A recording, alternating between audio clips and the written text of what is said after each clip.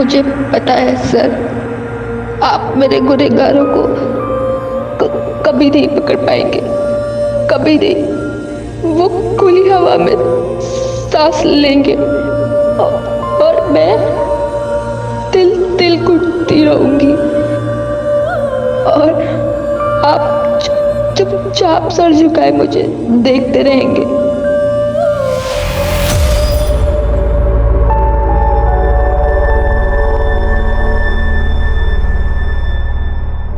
नमस्कार, आदाब। Crime petrol सतर्क के आज के एपिसोड में मैं अनूप सोनी आप सबका स्वागत करता हूं। हमारा देश अब लॉकडाउन से अनलॉक की दिशा में बढ़ रहा है। लॉकडाउन के दौरान जब हम अपने घरों में महफूज बैठे थे, उसी दौरान हमारे ये फ्रंटलाइन वॉरियर्स अपनी जान की परवाह किए बगैर पूरी निष्ठा के साथ अपनी ड्यूटी निभा रहे थे। क्राइम पेट्रोल और सोनी एंटरटेनमेंट की टीम इन सभी वॉरियर्स का तहे दिल से शुक्रिया अदा करती है। कोविड-19 के खिलाफ इस जंग में इनका योगदान अमूल्य है। लॉकडाउन के दौरान हमारी जिंदगी मानो रुक सी गई थी। जहां पूरी दुनिया कोरोना के मरीजों के आंकड़ों से परेशान थी, वहीं दूसरी तरफ एक जिंदगी ऐसी भी थी जिसे बिल्कुल एहसास भी नहीं था कि उसके आसपास क्या घट रहा है, और वो थी शांभवी। शांभवी की जिंदगी मानो पहले से ही किसी कैद में बसर हो रही थी, लेकिन शांभवी की जिंदगी हमेशा से ऐसी नहीं थी। कांग्रेस बॉबी, इस बार के टेस्ट सेमेस्टर में 90% आए हैं। देखना अगली बार ना तेरा नाम भी इस बोर्ड पर होगा, फिर तो पार्टी देगी ना। पार्टी? पहले ये बोर्ड देख मानसी, पिछले 10 साल में सबसे हाईएस्ट मार्क किसके हैं?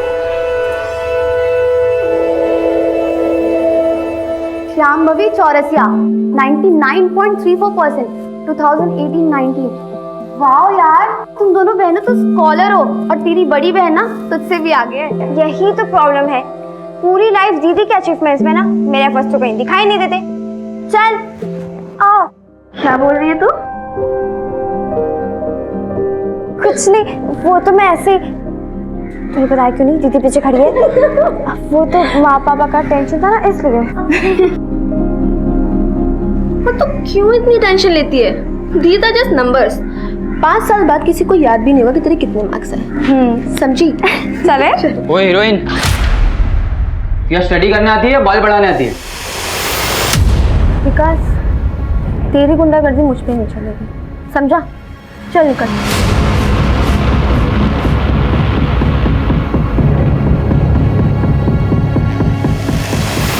दीदी, जो हुआ उसमें तुम्हारी गलती नहीं थी ना, मैं समझा दूंगी माँ पापा को। अरे माँ पापा तो ठीक है यार, मुझे टेंशन दादी की है। लेकिन इतना कुछ होने के बाद भी तुम इतनी नॉर्मल कैसे रह सकती हो? जो दादी के ताने झेल सकता है ना, वो कुछ भी झेल सकता है।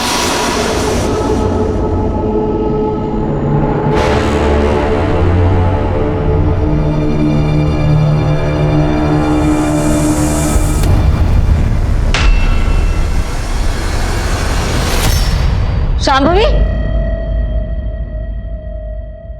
इधर आ, इधर आ तू।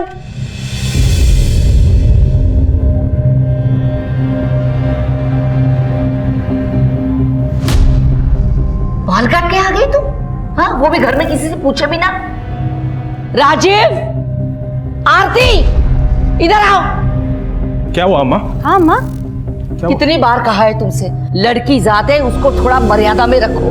देखा, आज जाके बाल कटवा के आ गई। चल जा अपने कमरे में।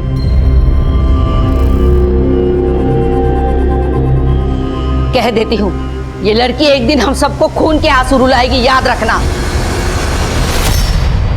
माँ, पापा, अब दादी कुछ कहते क्यों नहीं हो? वो इतने ताने क्यों देती है? बेटा, दादी की बात को दिल पे नहीं लेती। कैसे ना लगाऊं पापा, अभी से स्कूल से आए हैं, उनको जो कहना होता कह देती, लेकिन अच्छे से खाना तो खा लेने देती। नहीं बॉबी, मुझे बिल्कुल भी भूख नहीं, मैं बाद में खाऊंगी। माँ, चमन चाचा का खाना दे दो, मैं उनको दे के आती हूँ। अच्छा ठीक है, चल। पर तुमने बाल क्यों कटवा दिए? बताना तो बाद में बताऊंगी। बॉबी, तू चल रही मेरे साथ? नहीं दीदी, मेरे सर में बहुत दर्द हो रहा है, आप जाओ। चल आराम कर।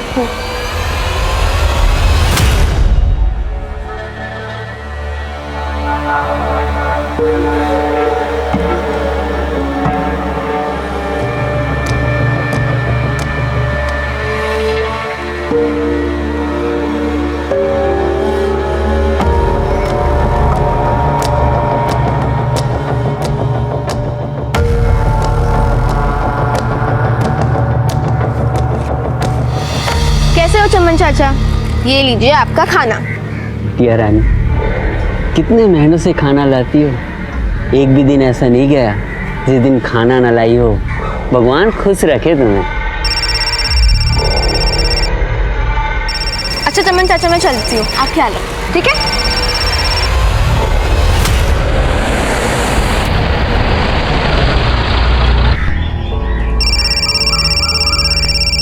हेलो हेलो, आवाज नहीं आ रहा है।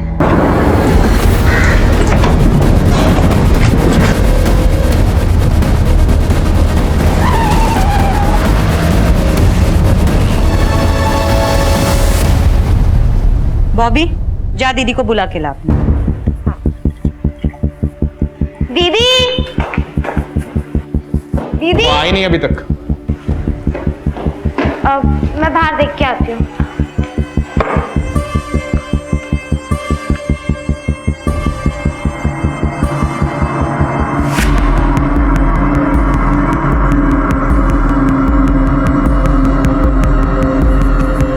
बाहर तो नहीं है। कहाँ गई होगी? मैं फोन करके पूछती हूँ। आप जिस नंबर को डायल कर रहे हैं वो इस समय स्विच ऑफ है। फोन तो बंद आ रहा है। यहीं कहीं होगी, मैं जाके देखता हूँ। मैं भी आती हूँ। हाँ चल बेटा।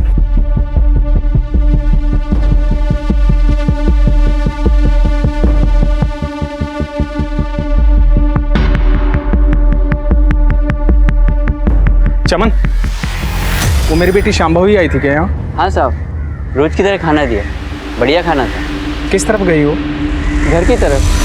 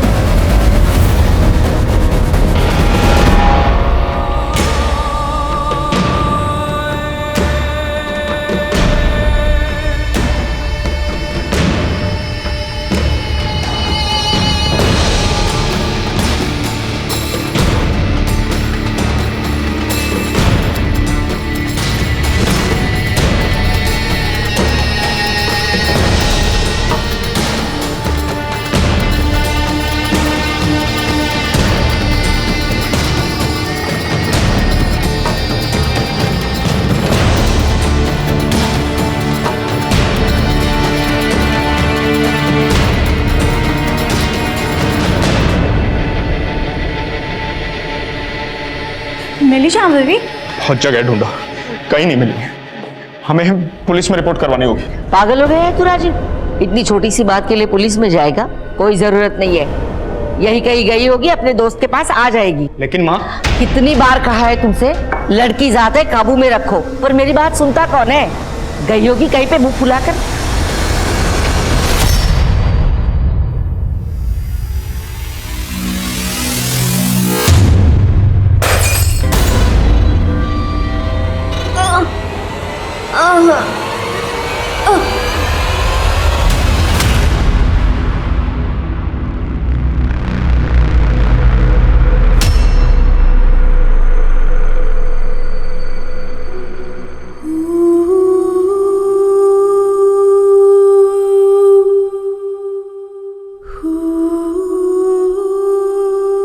माँ प्लीज आप रोइए मत। आप प्लीज पुलिस के पास जाइए ना।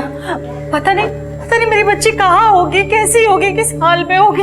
बड़े मजे में होगी तेरी बेटी। दिन दहाड़े दरवाजे से कोई नहीं उठा के लेके गया उसे। और हाँ, पहले ही बता देती हूँ, पुलिस में जाने की कोई जरूरत नहीं है, खामखा बदनामी होगी।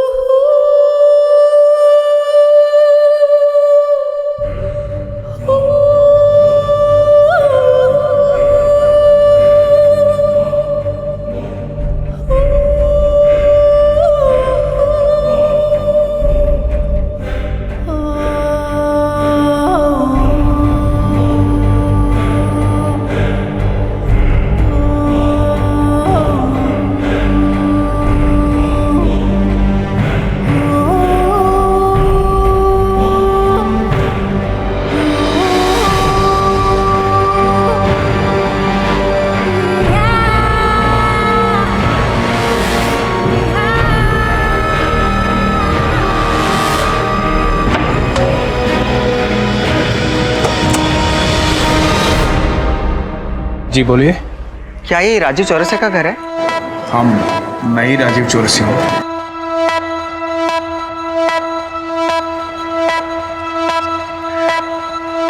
वो थोड़ी देर पहले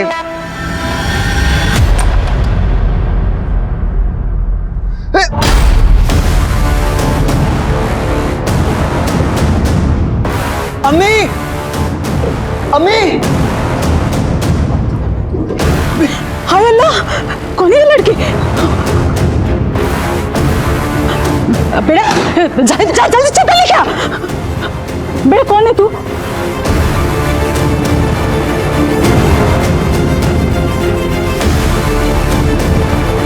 तुम्हारा नाम क्या बेटा? बोल। अम्मी। हाँ हाँ, पकड़ पकड़ उसे।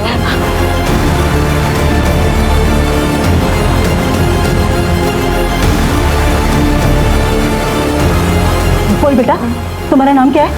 तुम्हारे अबू का नाम क्या है बेटा? हाँ, बोल बेटा। हाँ? राजीव।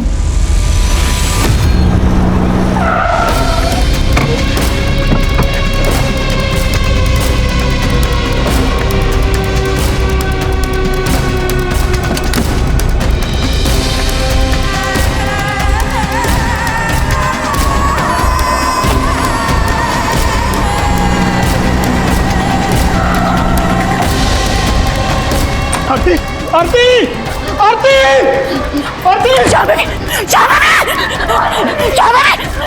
मैं बताता हूँ। कपड़े पहना दो इसे, बेटा कपड़े लेके हमें इसे हॉस्पिटल लेकर जाना पड़ेगा। नहीं नहीं, जल्दबाजी मत करो। इसे हॉस्पिटल लेके जाने की कोई जरूरत नहीं है, थोड़ा सा वक्त दे दो, ठीक हो जाएगी।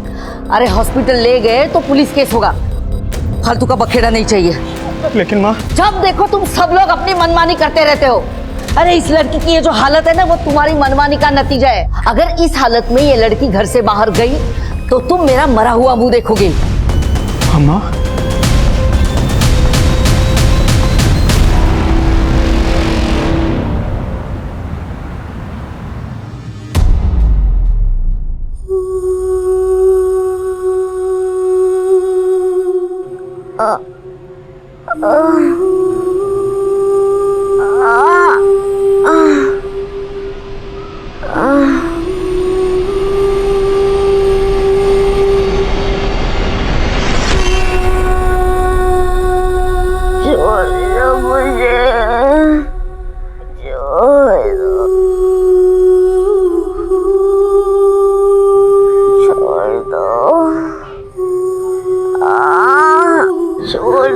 दीदी,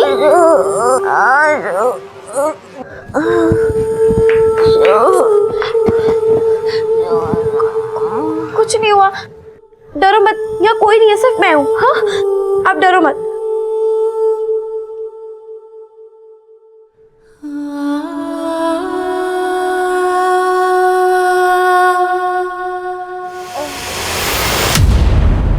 दीदी, दीदी, दीदी, दीदी आंखें खोलो। दीदी, दीदी, माँ, माँ, माँ, देखो कितना खून बह रहा है, देखो। शाम शाम भाभी बेटा,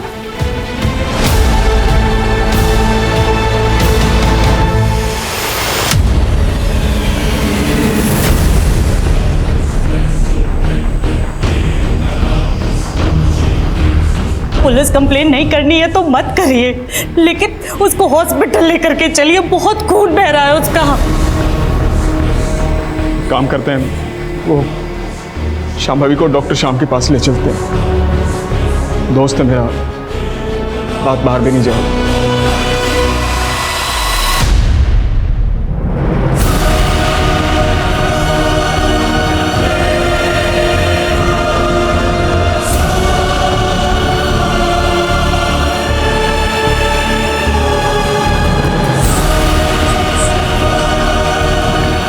श्याम,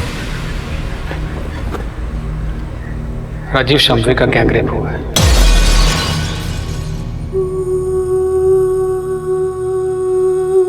शायद 2 से ज्यादा लोग थे। बहुत तड़पाया गया उसे।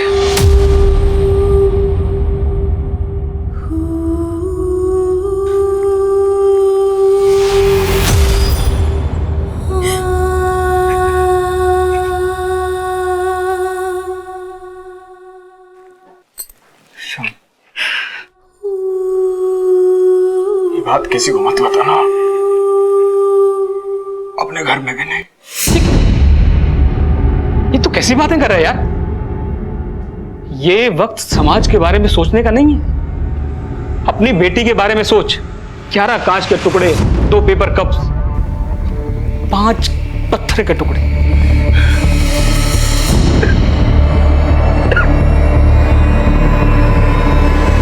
राजीव, तू और मैं अंदाजा भी नहीं लगा सकते कि किस दर्द से गुजरी होगी वो बेचारी। मैंने अपने इतने सालों के करियर में ऐसी दरिंदगी, ऐसी हैवानियत नहीं देखी। राजीव, मैं एक डॉक्टर होने के साथ साथ तेरा दोस्त भी हूं। मेरी बात मान, पुलिस स्टेशन जा, रिपोर्ट लिखा और अपने बाप होने का फर्ज निभा।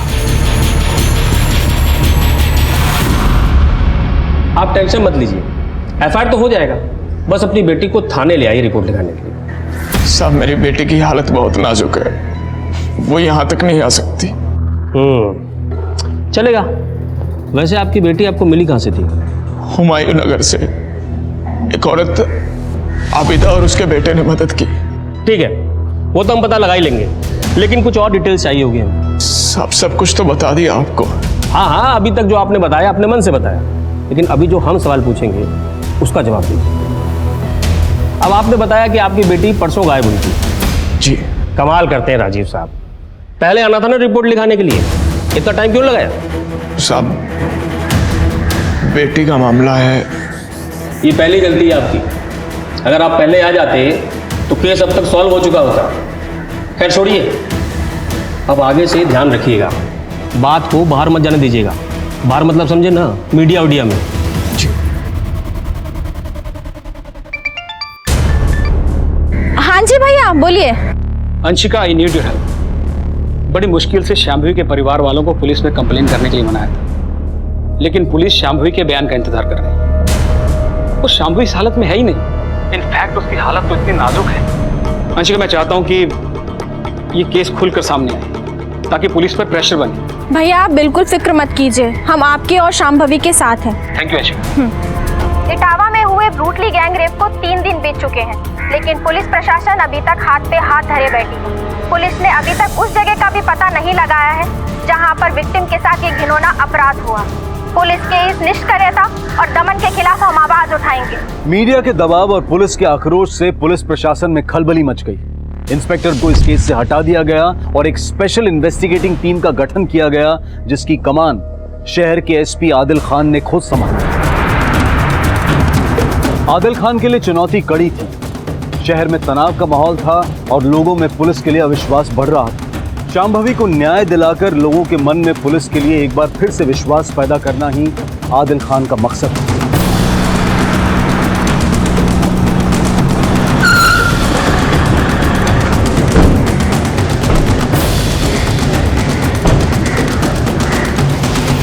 अब क्या बचा है यहाँ?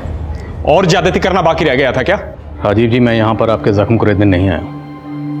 यकीनन हमारे डिपार्टमेंट से कोई चूक हुई है, उसी को सुधारने आया हूँ।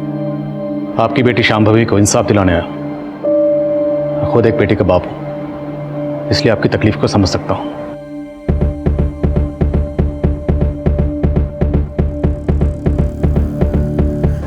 आइए सर। आइए।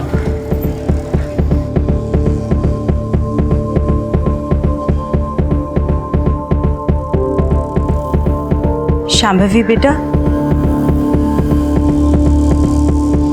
एसपी साहब आए हैं, तुमसे बात करना चाहते हैं।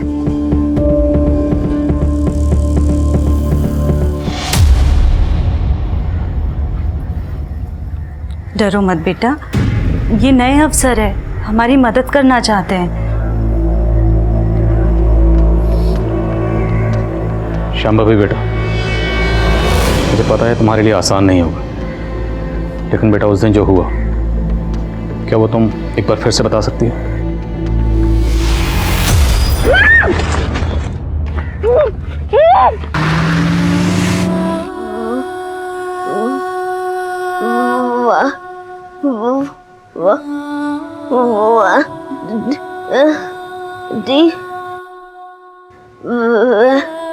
व्हाइट वैन में। शांभवी बेटा, रहने दीजिए, इट्स ओके, मैं बाद में आऊँ।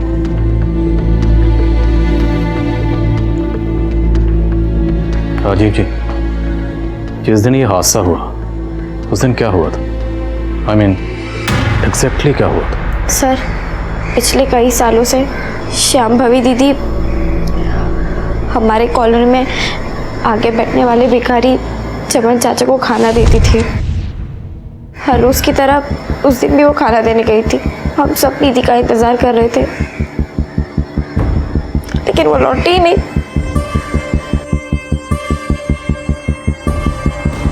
हाँ साहब, वो संभवी बेटी खाना देने तो आई थी। वो किसी से बात कर रही थी फोन में, लेकिन उस दिन के बाद नहीं आई। तूने शांभवी का अपहरण होते हुए देखा था? अपहरण किसने किया साहब? वो ठीक तो है? ज्यादा नौटंकी नहीं समझे, सीधे सीधे बोल। उस दिन तुमने किसी सफेद रंग की गाड़ी को देखा था? गाड़ी तो आई थी साहब, कौन से रंग की थी वो याद नहीं। गाड़ी का नंबर? नहीं साहब। रोज यहीं बैठता है? जी साहब। चमन को खाना देने के बाद शांभवी अपने घर की तरफ गई और बीच रास्ते में किडनैप हो गई।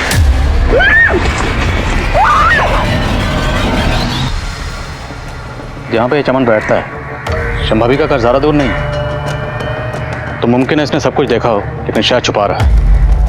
सर, कहीं ये भिखारी उनमें शामिल तो नहीं? नजर रखो इस पे। और इसके मुताबिक शांभवी जब अपने घर की तरफ जा रही थी तब वो किसी से फोन पर बात कर रही थी। शांभवी के कॉल रिकॉर्ड्स निकलवा? जी सर, शांभवी उस वक्त उसकी क्लासमेट क्षमा से बात कर रही थी। क्षमा? सर, कॉल तो कनेक्ट हुआ था, लेकिन हमारी बात नहीं हो पाई थी। लेकिन मुझे याद है जिस दिन ये सब कुछ हुआ था, स्कूल में बहुत बवाल हुआ था। क्या स्टडी करने आती है या बाल बढ़ाने आती है? आइंदा से ये बाल बढ़ाए ना तो याद रखना। विकास, तेरी गुंडागर्दी मुझ पे नहीं चलेगी, समझा? चल निकल। चलो दीदी, जाने दो। चलो चलो चलो।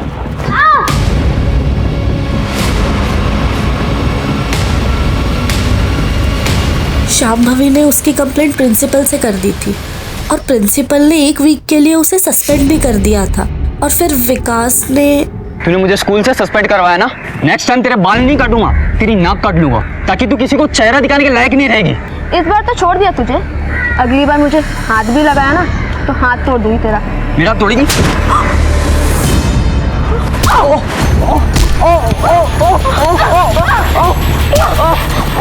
तूने अच्छा नहीं किया, इस चोट का बदला लेना हुआ तुझे। तेरा नक्शा नहीं बिगाड़ा ना तो मेरा नाम विकास खरे नहीं।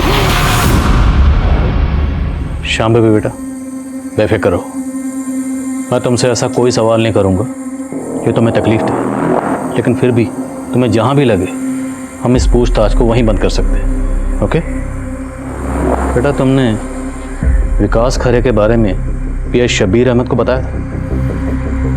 सर, विकास ने धमकी दी थी, लेकिन तब लगा नहीं था कि वो ऐसा भी कुछ कर सकता है। लेकिन कुछ दिन पहले जब उसका मैसेज आया...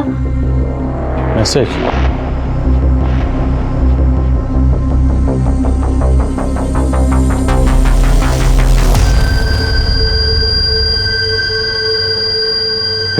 सर,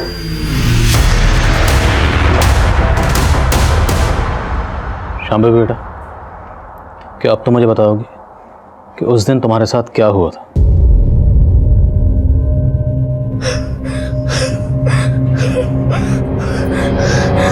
इट्स ओके बेटा, रिलैक्स रिलैक्स, कोई बात नहीं, स्ट्रेस मत लो।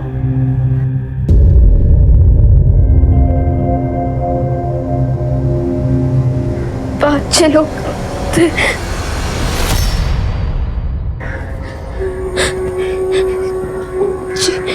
जिन्होंने मेरा कि मैं चिल्लाती नहीं,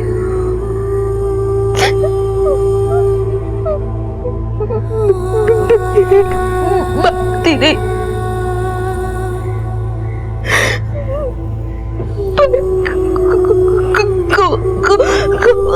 कोई नहीं रुका।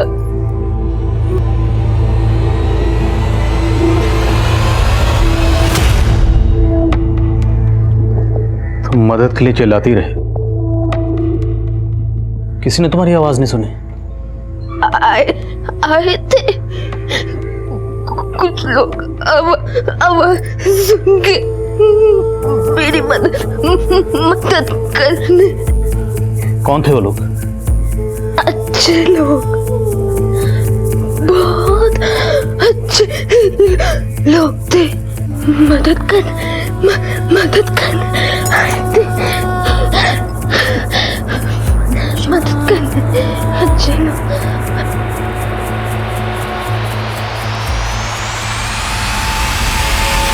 सर, शांभवी ने कहा कि बहुत सारे लोगों ने उसकी मदद की, लेकिन आबिदा के घर पे वो अकेले गई थी। अगर बहुत सारे लोगों ने उसकी मदद की थी तो अभी तक सामने क्यों नहीं आए? शायद किसी के दबाव में हो। कोई बात नहीं, एक बार क्राइम सीन का पता चल जाए तो सब के सब मिल जाएंगे। तुम वाइट मैन क्राइम सीन का पता करो, और सुनो वो विकास करे, बुलाओ उसे पुलिस स्टेशन। सर। बोल, शांभवी से तेरी क्या प्रॉब्लम थी? सर टेंशन थी और मेरे और श्याम भाभी के बीच, लेकिन मेरा उस इंसिडेंट से कोई लेना देना नहीं है सर।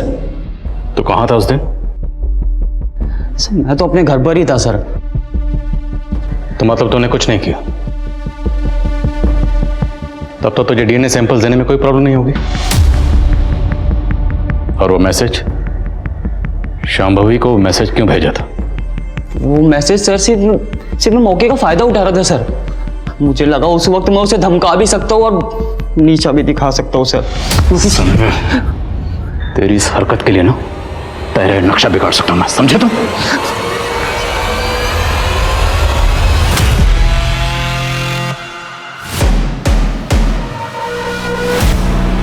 सर ये हुमायूं नगर का सीसीटीवी फुटेज है। इसमें एग्जैक्टली उसी मॉडल की वाइट वैन दिख रही है जिसका जिक्र शांभवी ने किया था। ये वैन 3:32 पर निकलती है और 7:35 पर रिटर्न आई। पता चला ये वैन किसकी है? नहीं सर, नंबर प्लेट क्लियर नहीं है। पता करो शहर में किस किस के पास इस मॉडल की सफेद वैन, एक से पूछताछ करो। एक और बात सर, ये एरिया आबिदा के घर से ज्यादा दूर नहीं है। तो पक्का क्राइम सीन भी आबिदा के घर के आसपास है।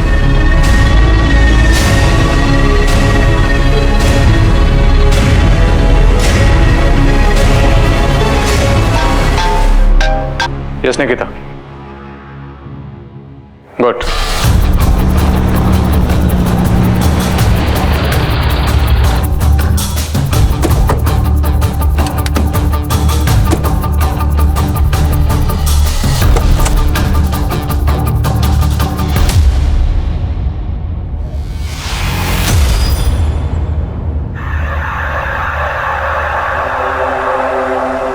लगता है शांभवी के साथ घटना यहीं घटी है।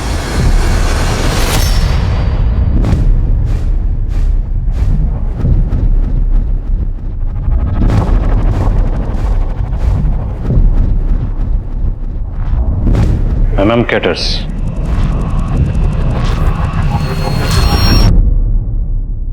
सर विक्टिम के शरीर से कांच के टुकड़े मिले और यहाँ भी इतने कांच के टुकड़े बिखरे हुए हैं।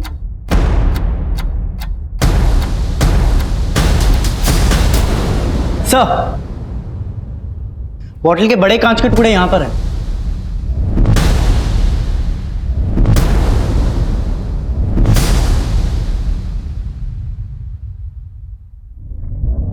आबिदा का घर यहाँ से 300 मीटर की दूरी पर होगा। शांभवी यहाँ से रेंगते हुए वहां गई हो। शांभवी ने बताया कि कुछ लोग उसकी मदद के लिए आए थे। इस कांच की बोतल से उसको जख्मी किया गया।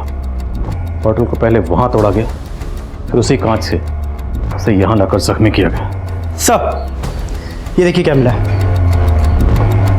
गुटखा? सर लगता है हड़बड़ाहट में किसी की जेब से गिर गया होगा। ये सारी चीजें एविडेंस के तौर पर सील करो और पता करो ये गुटखा आसपास कहाँ मिलता है। सब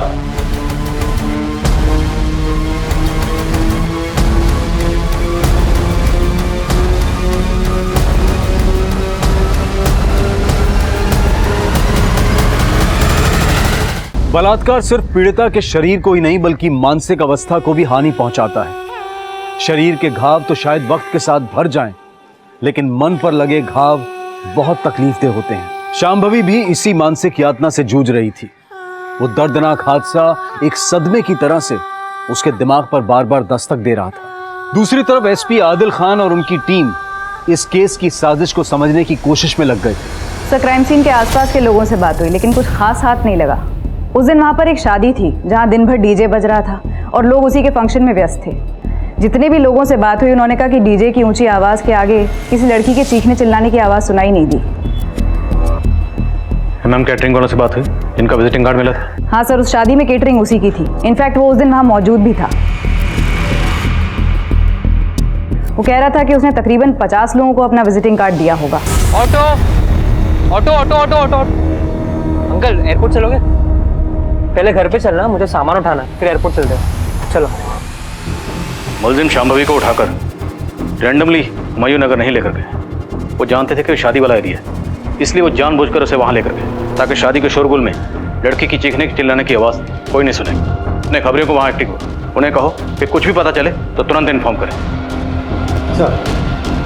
सर अपनी खबरियों से एक इम्पोर्टेंट बात पता चली। तूने तो कहा था कि तूने कुछ नहीं देखा, फिर ये फोन? सच बोल रहे हैं साहब, मैंने कुछ नहीं देखा था। मुझे तो ये भी नहीं पता ये बिटिया रानी का फोन है। मुझे पड़ा मिला, उठा लिया साहब। माँ की कसम सच बोल रहा है साहब। एक सच और बोल, तेरे पास इतने पैसे कहाँ से आए?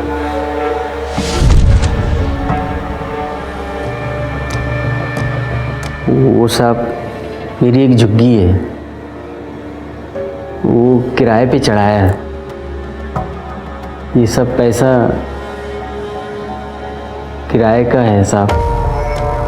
तो ये भीख मांगना तेरी हॉबी है क्या? बस समझ लीजिए साहब, भीख मांगकर खाने की आदत पड़ गई। पुलिस को बेवकूफ समझा तूने? सीधे सीधे बोल, शांभवी के अपहरण से तेरा क्या लेना देना है? मेरा कोई लेना देना नहीं है साहब। पिछले कई सालों से वो हर दिन खाना खिलाती है मुझे। आप चाहो तो साहब ये सारे पैसे आप ले लीजिए, मैं खुशी खुशी दे दूंगा साहब। बस आपसे एक विनती है, उसके गुनाहगारों को सजा दिलवा दीजिए साहब, यही विनती है।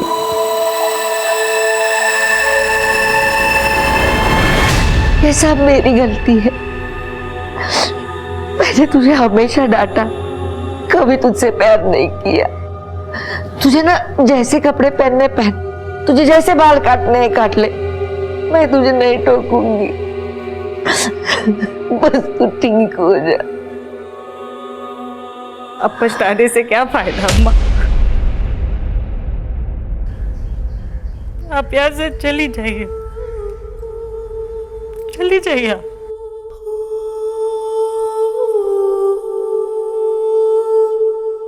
सर डंप डेटा से कुछ भी ठोस हाथ नहीं लगा है। उस एरिया में कई टावर्स होने की वजह से हमें ऐसे बहुत सारे नंबर्स मिले जो उस दिन वहां मौजूद थे, लेकिन विकास खरे का फोन उस एरिया में एक्टिव नहीं था। हो सकता है वो अपना फोन घर पे छोड़ के गया। फॉरेंसिक से कोई अपडेट? जी सर, क्राइम सीन से मिले बॉटल के टुकड़े और विक्टिम की बॉडी से मिले कांच के टुकड़े मैच हो गए। फॉरेंसिक ने क्राइम सीन से जो कपड़े उठाए थे उससे भी डीएनए एक्सट्रैक्ट कर लिया है। नेक्स्ट वीक तक ये रिपोर्ट भी आ जाएगी कि विक्टिम की बॉडी से मिले डीएनए और कपड़ों से मिले डीएनए मैच होते हैं या नहीं। अगर हम अपनी तहकीकात का रुख उल्टा कर दें तो? मतलब sir? I mean, other way round. अभी तक हम विक्टिम से बाकी लोगों के डॉट्स जोड़ रहे हैं। अगर हम इसका उल्टा करें, डंप डाटा में जितने भी लोगों के नंबर मिले हैं उनके प्रोफाइल चेक करें, उसमें ये चेक करें कि उनमें से वो लोग कौन हैं जिनका विक्टिम शांभवी से कोई ना कोई कनेक्शन है। चांस लेकर देख सकते हैं सर। एमएम कैटर से कोई अपडेट? हाँ सर, 7 ऐसे लोगों का पता चला है जो उस दिन शादी में वहाँ मौजूद थे और जिन्होंने एमएम केटरर्स को बाद में कांटेक्ट किया अपने यहाँ किसी फंक्शन के लिए। नजर रखो, कुछ भी अटपटा लगे उठा लो। सर सर गुटके से कुछ ज़्यादा पता नहीं चला, लेकिन अपने खबरियों ने बताया कि जिस कार का यूज़ रेप केस में हुआ था वैसे ही कार का पता चला है।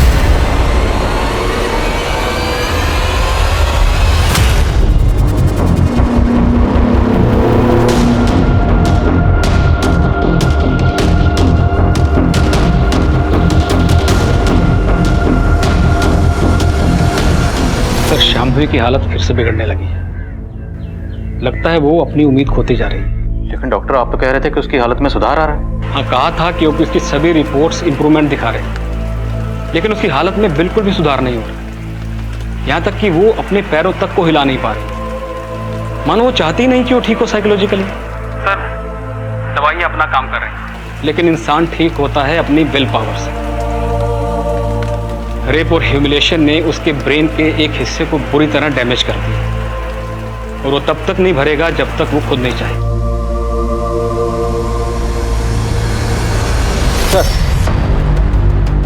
सर उस व्हाइट कार की डिटेल्स आरटीओ से आ गई है। वो कार पहले फैज शेख नाम पे रजिस्टर्ड थी, लेकिन फैज अभी दुबई चला गया। क्राइम में जिसकी गाड़ी इस्तेमाल हुई वो हमारे हाथ से निकल गया। सर और एक बात पता चली, फैज के दुबई जाने के बाद उसी एरिया का और एक आदमी अकरम बेग, उसने भी दुबई के वीज़ा के लिए अप्लाई किया था। सर खबरियों ने बताया कि 1 महीने पहले तक उसका दुबई जाने का कोई प्लान नहीं था और ना उसके पास पैसे थे। मुझे शक हुआ तो मैंने क्राइम सीन के डम डाटा में उन दोनों का नंबर चेक किया। ये अकरम और फैज दोनों मौजूद थे वहाँ पर? हाँ सर। उठाओ इस अकरम को। सर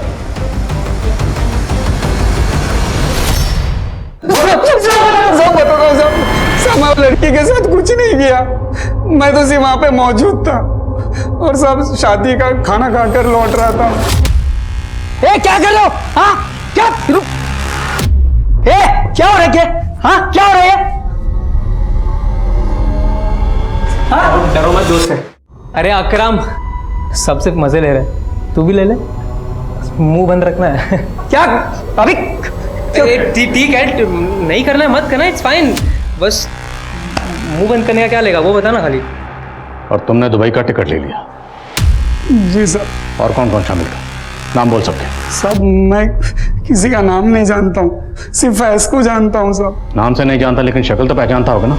वहाँ पे जो लोग शामिल थे उनको पहचान तो पाएगा ना? जी सर। जिन 7 लोगों की लिस्ट बनी थी जिनके घर में फंक्शन था, सबकी फोटो दिखाओ।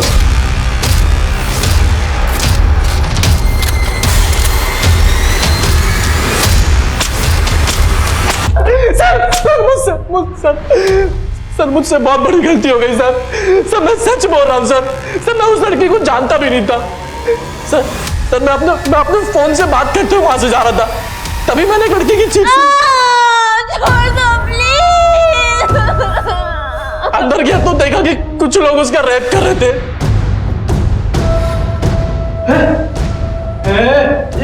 क्या चल रहा? अबे तू क्या डर रहा है? फ्री का माल है, तू भी मजे ले ले। चल। सर मेरे से पहले भी हुआ, 4-5 लोग थे और मेरे बाद 10-12 लोग और आए सर। नाम बोल, नाम बोल, कौन कौन थे? नाम जुमी, इफ्तिखार, नौमान और आजर। वो बारात में आए हुए दूल्हे के चाचा इम्तियाज भी थे सर। तो बारात में आए बाराती बन के और रेप होता देखकर रेपिस्ट बन गए। दो अच्छे से।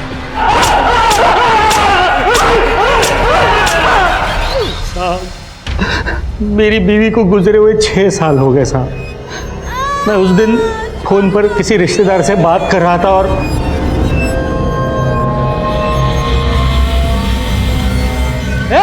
ए लोगों, क्या हो रहा है? हाँ शांत शांत हो जाओ। ये लड़की कौन है? हाँ क्या कर रहे हो तुम लोग इसके साथ?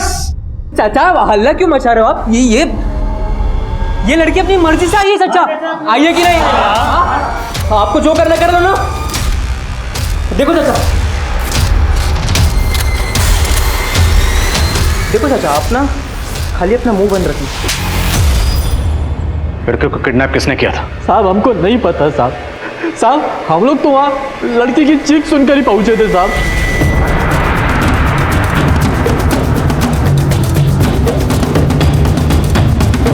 सर खबरी से एक टीम मिली है।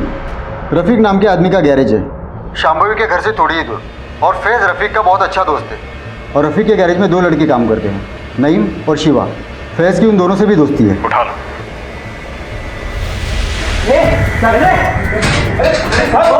अरे साहब क्या हुआ है?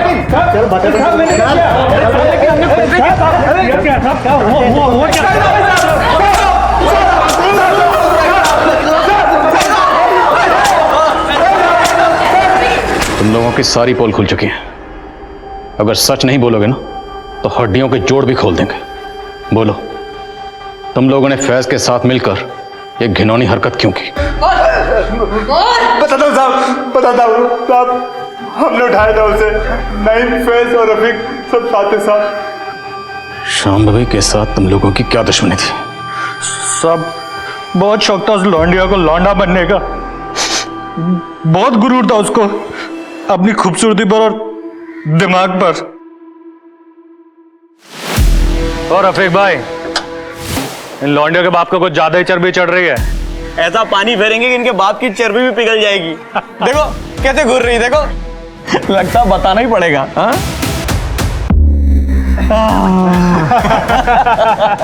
हो गई ठंडी। मेरी बात सुनो, घर चलते, जाने तो छोड़ो ना। मर्दानगी दिखाने का इतना ही शौक है ना तुझे, तो ऐसी जगह जाके दिखा कि तेरी अम्मी और बहन भी देख सके, समझा? लेकिन उसने लौंडिया पने की सारी हदें पार करती थी। हमारे दोस्त रफीक को हमारी दुकान पे थप्पड़ मार के साथ सबके सामने सरिया बेइज्जती कर दी हमारी। देसी लड़की दिन दहाड़े थप्पड़ मार गई, नामर्द बोल गई,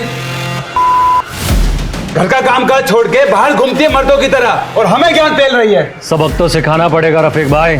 सबक तो मैं सिखाऊंगा उस लौंडिया को, पर कैसे सिखाऊं ये समझ में नहीं आ रहा है। बस मेरे पास एक रास्ता है। अपने फैज के पास गाड़ी है ना, और अपने को गाड़ी मिल जाए ना तो अपना काम हो जाएगा। 5-6 महीने तक हमने कुछ नहीं किया था ताकि मामला शांत हो जाए। वो रोज उस भिखारी को खाना देने जाती थी। हम लोगों ने सारा इंतजाम कर लिया था, बस सही वक्त का इंतजार कर रहे थे। और उस दिन तो बॉबी भी उसके साथ नहीं आई थी साहब। हमें वो मौका एकदम सही लगा काम को अंजाम देने का। हमने फौरन फैज को बुला लिया।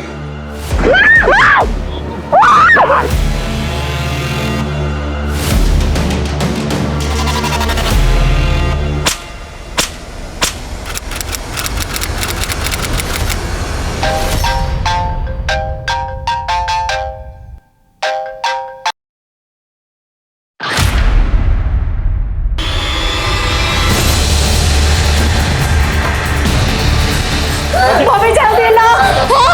पापा बस बेटा, शांत हो जा बेटा। शांभवी, शांभवी बेटा, शांभवी, शांभवी। डॉक्टर, डॉक्टर देखिए ना, ये कुछ बोल नहीं रही है। देखिए ना, इसको क्या हो गया? शांभवी, शांभवी, शांभवी, शांभवी बेटा, शांभवी।